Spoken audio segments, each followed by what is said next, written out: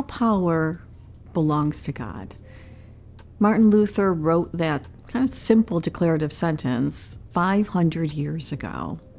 But his meaning of that is a little more complex. He was reminding the church that if all power belongs to God, then remember, you don't hold that power. So you're searching for success or to have political power, religious power. That's not yours to have or to possess. That's not the understanding of God's power, that truly does belong to God.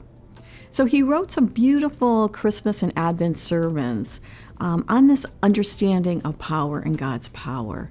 When he wrote about God pouring out his power in the Son of Jesus, who gave up power voluntarily. He came as a poor baby into a poor family in an occupied country, not even in his home. Luther says that's not just a nice Christmas story we tell children. There's a meaning to that story. There's something about that story that tells us who God is. That God so loved the world, he gave up his power. He voluntarily did that. And then he writes about the cross, that God is hidden in the cross. You know, Luther kind of coined the term, what we now as scholars call theology of the cross. And that simply means that Jesus voluntarily gave up his life in the most painful way possible as a criminal, lowly, humiliated, abandoned, even by his friends. There's only a couple left at the foot of the cross, right? God is hidden there. And so between the cradle and the cross, Jesus lives this life on the margins. He's reaching out to those who have been hurt, oppressed, who are ill, who are rejected, the most hated in society.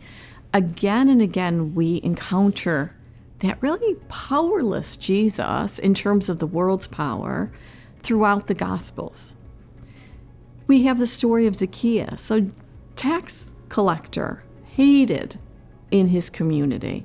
And Jesus spots him in a tree and says, come on down. I'm going to have dinner with you. In other words, I'm going to enter into a relationship with you. I'm going to come to your house. You know, he says to a woman, talks to a woman alone, which is not advisable in that culture that goes against the social norms. And so he meets a woman and talks to her, a Samaritan woman of all people, alone at a well. And he enters into a relationship with her and says, yeah, I know what you did. You know, don't do it anymore. But it's that encounter, right? Jesus is always restoring, looking to reconcile. So again and again, we have these encounters that Jesus has with those who the religious and the powerful have nothing to say to, let alone develop a relationship with. A woman caught in adultery, ready to be stoned. He doesn't address her first. He addresses the ones that have the stones and says, oh, if you've sinned, you know, if you've never sinned, go ahead and throw the stone, right? And they walk away. And then it says he looks up and he looks at her, right? He puts his head up and he looks at her and speaks to her. Again, it's these beautiful, they're not just beautiful stories. They have meaning about who this Jesus is, who pours out his life again and again. In Philippians 2, verses 4 to 8, it talks about how we are to be with one another. It says, put the interests of others before yourself. Have the mind of Christ. And then connected to those two verses is talking about who Christ is. It says Christ emptied himself of power, right? He emptied himself of being equal to God. He did that. They're not two separate things going on. Paul writes about who Jesus Christ is, the servant who voluntarily pours himself out for others, and then what we're supposed to do with that, how we're supposed to respond and to act. And so again and again, we have from the cradle to the cross, through the ministry of Jesus, the teachings of Jesus, his encounters. Again, this message that this is a transcendent, all-powerful God who chooses to come to us, to encounter us in a very lowly, powerless way in terms of the world, right? Satan even comes to Jesus in the desert And what does he do? He tempts him. Says, hey, you can be king. You can have all this worldly power.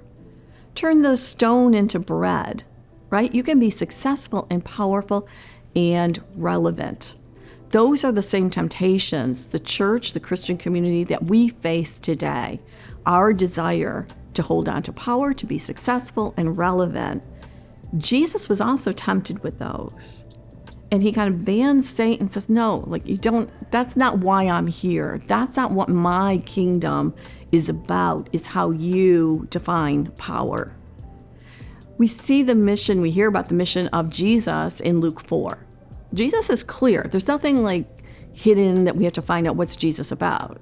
He stands up and he says, I'm here to give sight to the blind. I'm here to free the oppressed, right? To lift the yoke of oppression. I'm here to set people free. And he sits down. That's clear. That's the mission of God here with us and for each other. So what are the implications? In the 1930s, Dietrich Bonhoeffer, who was a pastor, a theologian, had the rise to National Socialism and the Nazis not happened. We probably never would have heard of a Dietrich Bonhoeffer. We probably would have been reading maybe some of his theology books.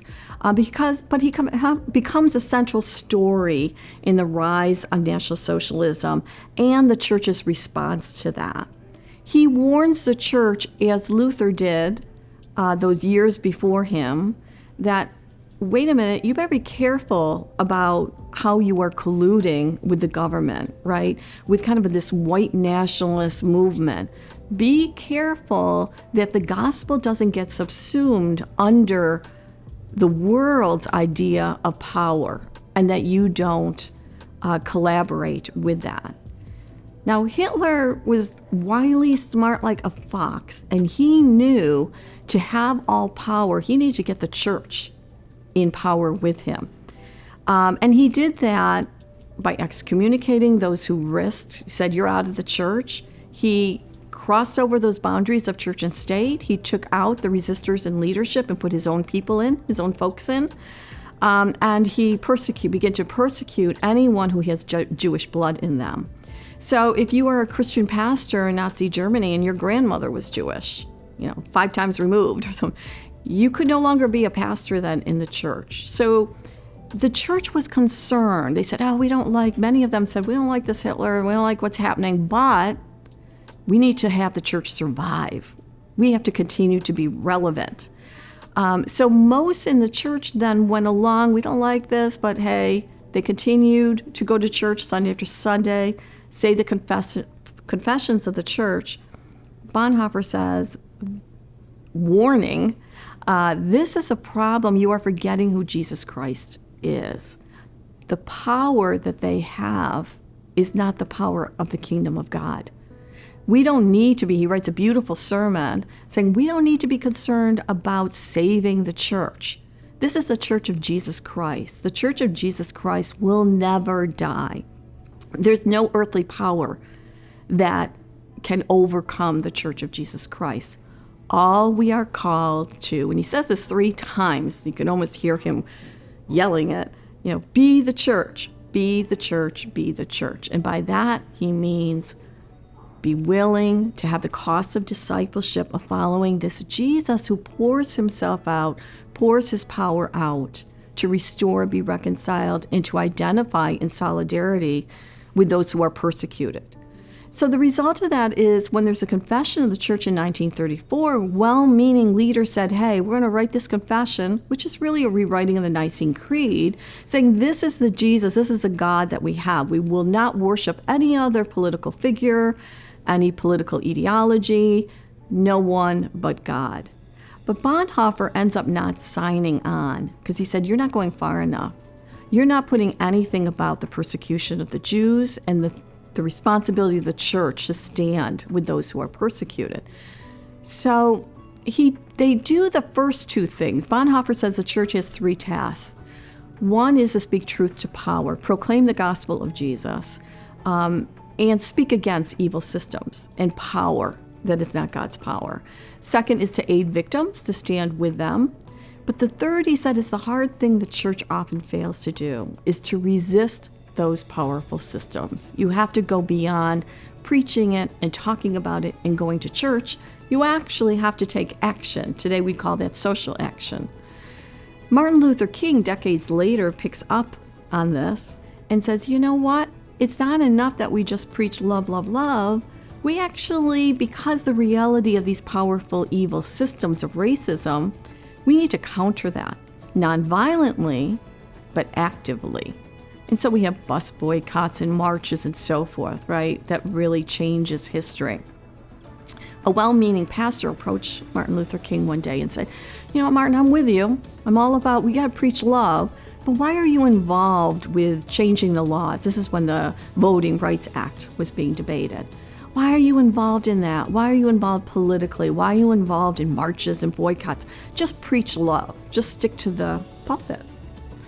King responds by saying, I do preach love. That's important. We need to preach love. But love in public, and Cornel West echoes this later years, love in public is social justice. And we also have to deal with the realities of the sin of racism. And I want to make it harder for people to lynch me. So let's get the laws in place, because we're human beings, we're sinful, we're fallible. We need to also understand the reality of these powerful systems that goes beyond the individual. So what does this mean for us today? What is this all about? This powerful God who comes and becomes powerless to draw us, to encounter us, to draw us in to the mission of Jesus, which is reconciliation, really restoration. What are we to do? So I'll leave you with a couple questions. One is the first question that Bonhoeffer posed. Who is Jesus Christ for us today? He said every generation needs to ask that question. He asked it of his generation. How do you understand this Christ that you say you follow? Who is Jesus Christ today? And then following that is, then what's the mission of Christ? What are we doing? Are we just reacting, right, to issues or someone else determining what the agenda is, right? Are we always reacting to politics or the social understanding of power? Or are we as a community reflecting on our Christ that we follow? And then what's that cost? And what does that look like? In other words, what's the mission today? What does Jesus' mission today look like? And every generation, and we need to also have those conversations and talk about that as a community. So in our community today, locally, at the college, at the seminary, and the wider community, who are the marginalized? Who are the poor? Who's Jesus concerned about that we join into solidarity with? Those who don't have voice that we can speak for. And how do we do that then? What does that look like? And are there systems in place that are keeping people economically exploited, maybe racially as a result of racism exploited, misogyny and so forth? What are the systems that keep those in place? And then how do we resist that? What does that look like? What action do we take? I don't believe we can enter into that without prayer, without conversation, without being honest about our own biases and our own fear of being rejected ourselves. But the conversations are important. So I would just invite you into those conversations in the days to come.